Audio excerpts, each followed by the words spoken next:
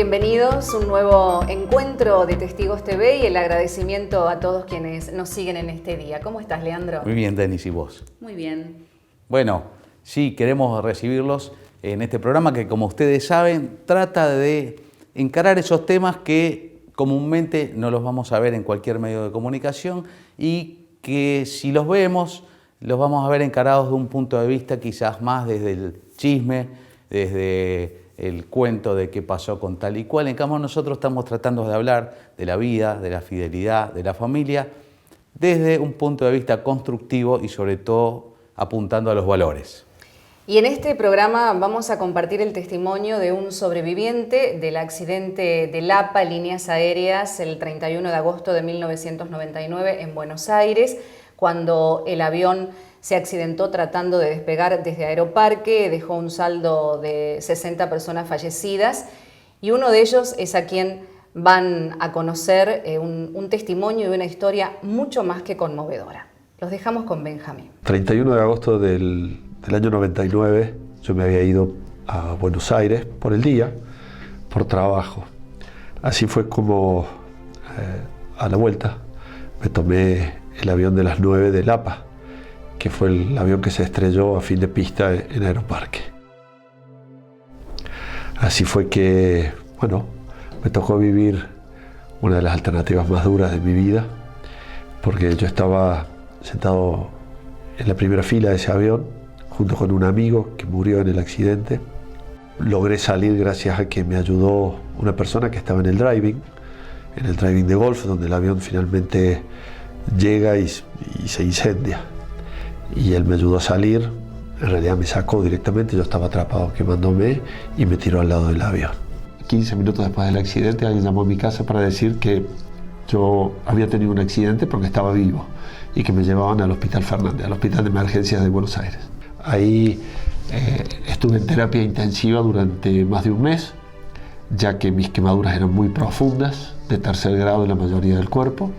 Entonces estuve internado en una terapia donde al principio tuvieron que estabilizarme, estuve en riesgo de muerte durante las primeras semanas y bueno, de ahí en más al mes me llevaron a una habitación y en total estuve 7 meses, estuve 6 meses en una habitación donde, bueno, la vida del quemado es quirófano cada 48 horas, operaciones de injertos de piel, y otras operaciones que estuve como colgajos libres, que son operaciones donde trasplantan músculos de una parte a otra del cuerpo para tratar de, sobre todo, de cubrir mis tobillos que se habían quemado hasta el hueso. Mi brazo izquierdo estaba casi amputado, con una quebradura expuesta muy grande y totalmente quemado. Entonces me lo reconstruyeron con pocas posibilidades para que fuera a salir adelante. Sin embargo, hoy lo tengo a mi brazo y me sirve mucho. No me podía mover, estaba todo vendado y colgado. Y bueno, tuve que armarme de paciencia. Creo que esa fue una de las cosas que logré experimentar. La paciencia de esperar sin saber qué había al final. Hicieron una junta médica porque mis piernas, que las habían salvado de alguna manera con injertos y demás, preveían que no me iban a servir para caminar. Entonces hicieron una junta médica donde participaron también médicos de Córdoba que fueron por pedido nuestro y decidieron que la mejor alternativa era que me cortaran las piernas. Ese día realmente fue el momento en que me di cuenta de que mi vida iba a ser totalmente distinta. Y cuando salí, yo sabía que iba a volver a caminar. De hecho, yo dije, en diciembre camino. Diciembre del 2000. Esto era a fines de agosto cuando salí del hospital. Y creo que todos me dijeron, sí, que empuje. Las primeras prótesis me las pusieron en Estados Unidos, en Chicago, y me fui en silla de ruedas y cuando volví me bajé caminando. Caminando es un decir, porque la verdad que tenía una persona de cada lado y bajé esa escalera muy despacio, pero lo hice caminando. Porque la verdad que caminar sobre prótesis, yo tengo 2 metros de altura, casi 100 kilos de peso, entonces eso sobre las prótesis incide mucho, sobre mis muñones. Entonces continuamente, sobre todo en una de ellas, siento dolor. Te diría que recién empiezo a caminar recién después del 2007. Hasta ese momento, parte de mi vida era en una silla de ruedas. Un médico protesista me decía, bueno, usted tiene que usar las prótesis un ratito por la mañana, sacárselas, dormir la siesta, después ponérselas, usarlas un ratito por la tarde. Y yo me acuerdo que le dije algo que mantuve el resto de mi vida y aún lo mantengo. Mi vida no se va a adecuar a un par de prótesis. Mis prótesis se tienen que adecuar a mi vida. Y es por eso que así lo hago.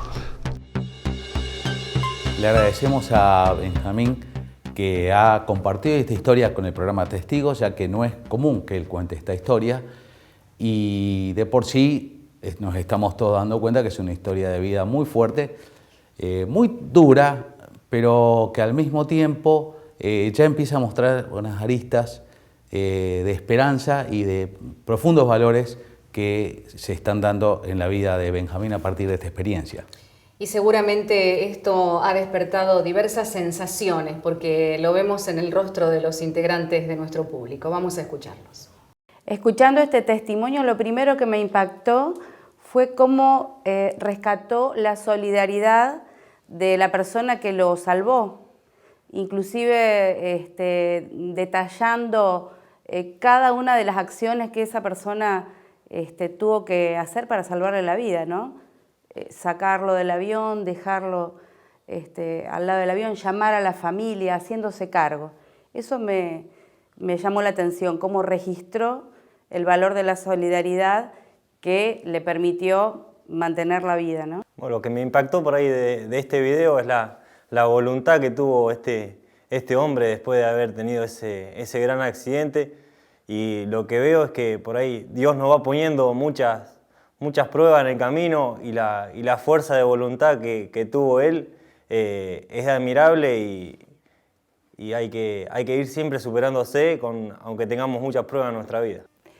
Bueno, yo creo que lo que nos cuenta él de su testimonio, lo que se puede rescatar es lo importante que es que un equipo de salud no se dé por vencido cuando está tan grave un paciente, cuando el paciente corre tanto riesgo que muchas veces se piensa o se piensa en el pronóstico, en la calidad de vida que va a tener más adelante, sino que se puede seguir haciendo mucho, se puede seguir y sosteniendo y conteniendo al paciente, puede ir asumiendo los cambios que va a tener en su vida más adelante.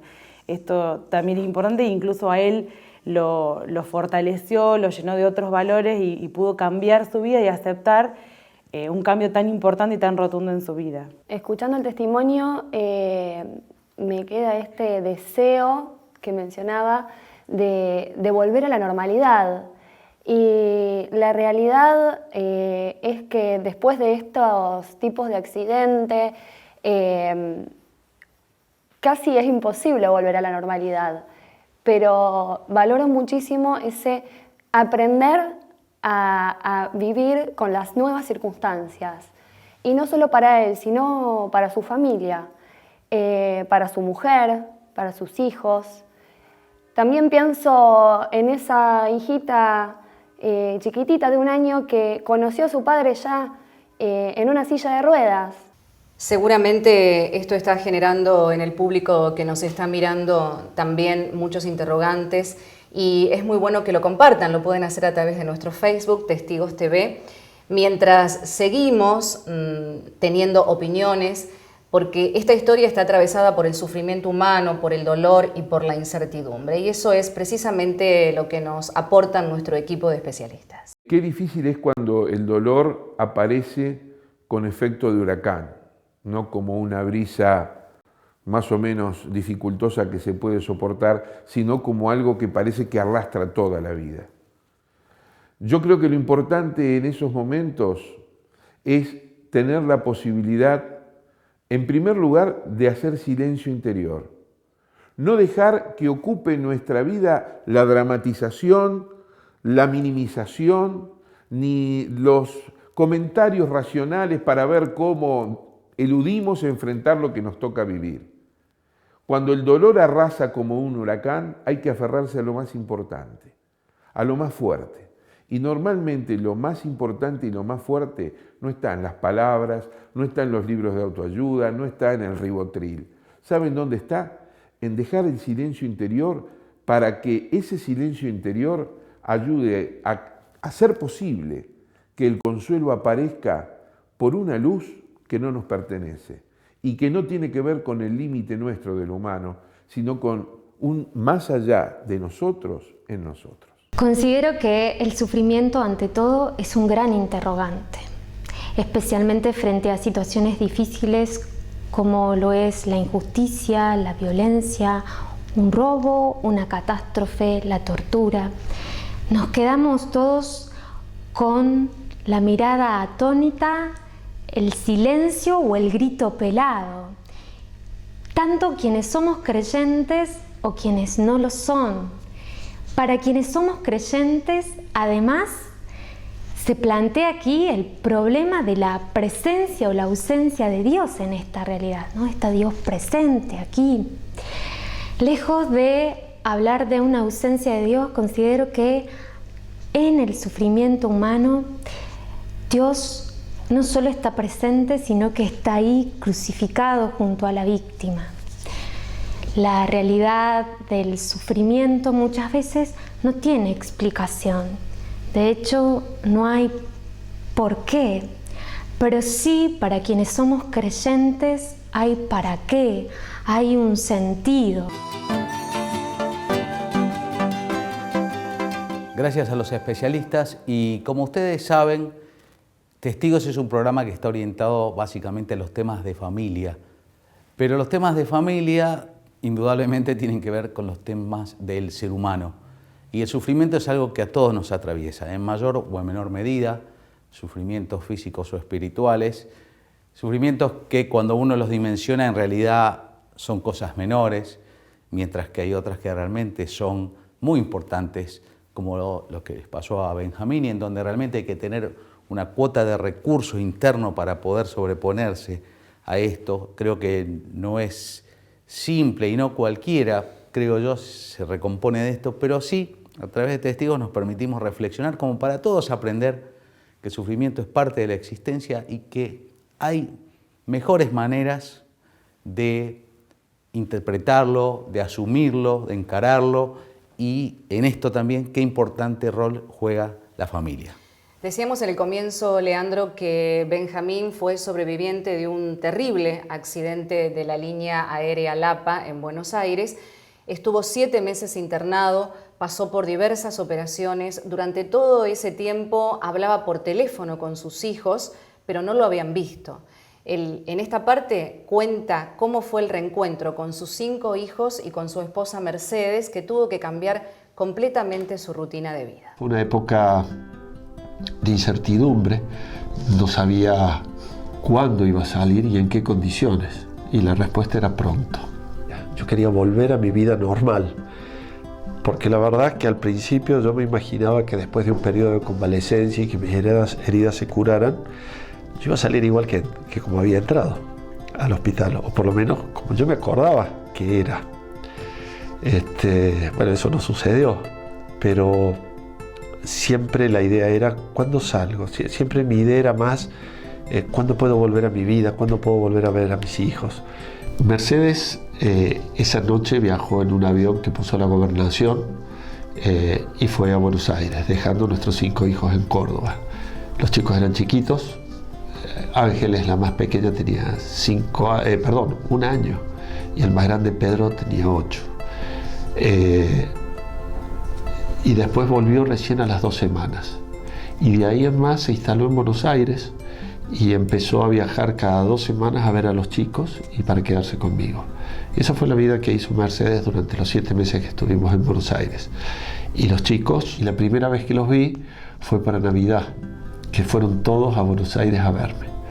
Y la verdad que fue un momento difícil porque todos se acordaban de mí, yo hablaba mucho con ellos por teléfono, pero fue el momento que me tuvieron que ver cómo estaba, todo vendado, herido, pero pasamos una linda Navidad en el hospital. Yo fui testigo de esto, de ver cómo una persona con la discapacidad con la que queda Benjamín después del accidente de Lapa es puesto de pie gracias al vínculo de amor con su esposa Mercedes y con sus hijos. Y en el momento del accidente, que fueron momentos duros, hice un gran amigo, el padre Javier Riqueboer, que me prestó un libro sobre la pasión de Cristo. La verdad que fue una lectura muy profunda, muy fuerte, porque en ese libro hablaba de cómo Dios, hombre, había sufrido dolores y torturas inmensas y las había soportado con alegría, y así había llegado hasta su crucifixión. Entonces yo decía que si Dios había sufrido como hombre así, yo podía sufrir lo que estaba sufriendo.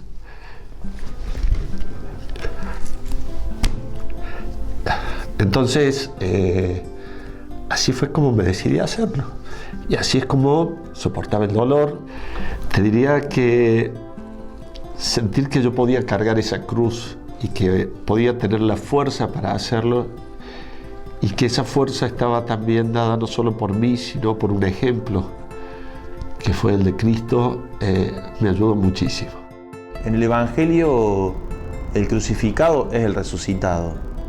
Es decir, Jesús, cuando aparece con los discípulos, aparece con las marcas de la cruz. Y aparece con las marcas de la cruz, pero están glorificadas. Yo creo que en la vida de Benjamín, salvando las diferencias, pasa esto. Él está con las marcas del dolor, de su sufrimiento por el accidente, pero todo esto está trascendido. ¿Y dónde trasciende Benjamín los dolores por los que hoy mismo todavía está marcada su vida y sus discapacidades? Opté por hacerlo. Opté por salir adelante. Creo que todas las personas, ante una dificultad, pueden optar por salir adelante. Por supuesto, es difícil. Todos podemos pensar que yo no tengo la fuerza, no tengo la aptitud, no tengo la paciencia, no tengo la voluntad. Pero si realmente lo queremos, podemos lograr hacerlo.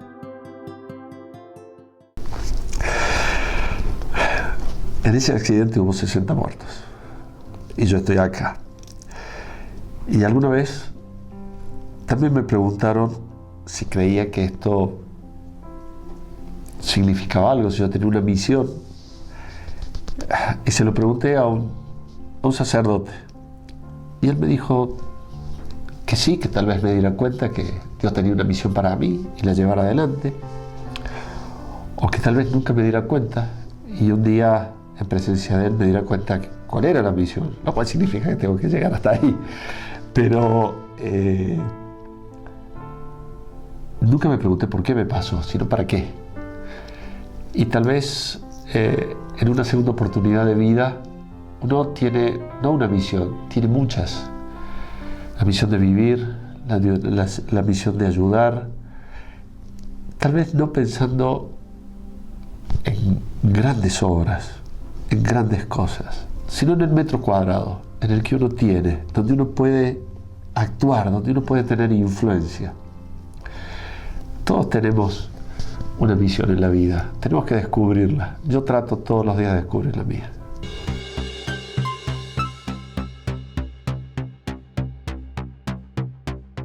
Impactante y fuerte este final de la historia de Benjamín, y seguramente está generando también muchas sensaciones en el público que nos está mirando, que puede seguir participando a través de nuestro Facebook Testigos TV, y también quienes están aquí con nosotros en el estudio, que han visto cómo se produjo un giro absoluto en la vida de Benjamín a sus 36 años cuando tuvo este accidente aéreo.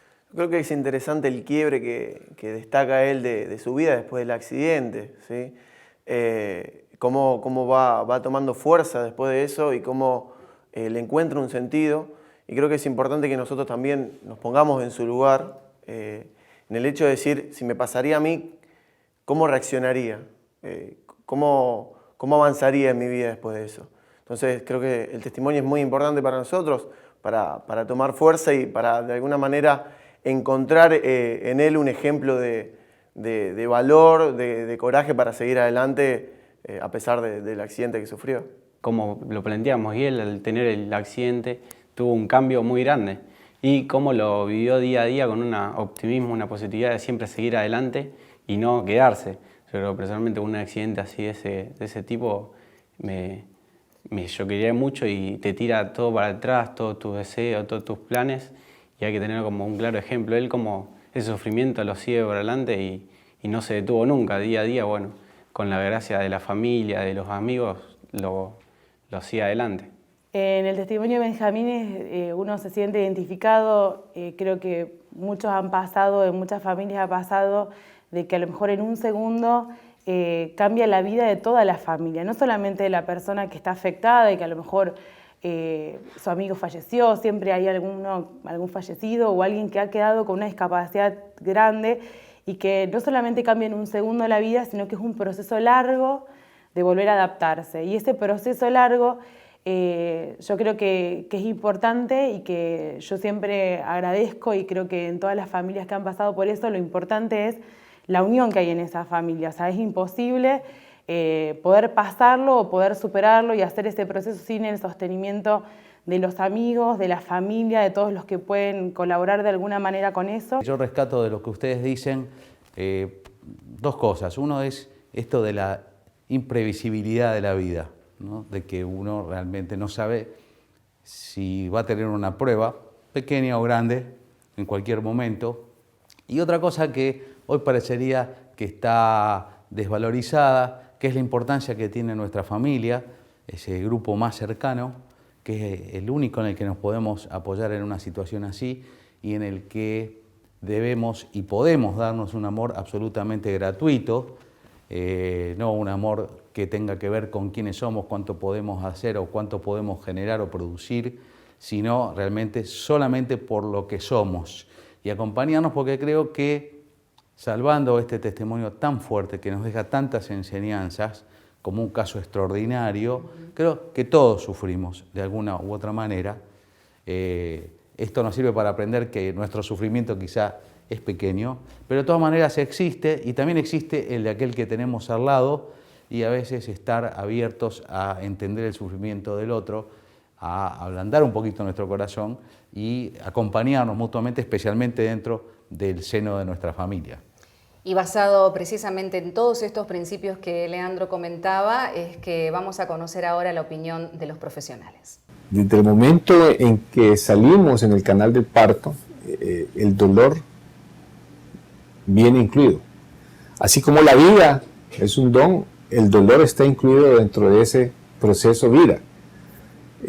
Nosotros en nuestra piel tenemos miles de terminaciones nerviosas que son terminaciones de dolor.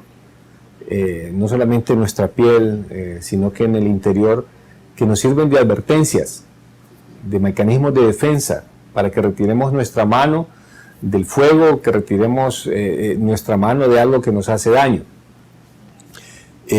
Yo creo que el dolor es algo implícito en la vida.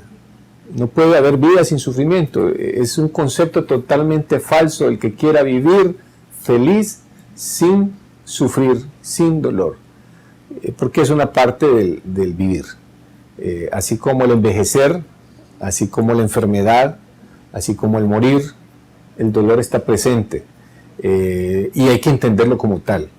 Si no logramos entender que es parte de nuestra vida, es parte como que el colesterol se eleve, es parte como que seas asmático de repente.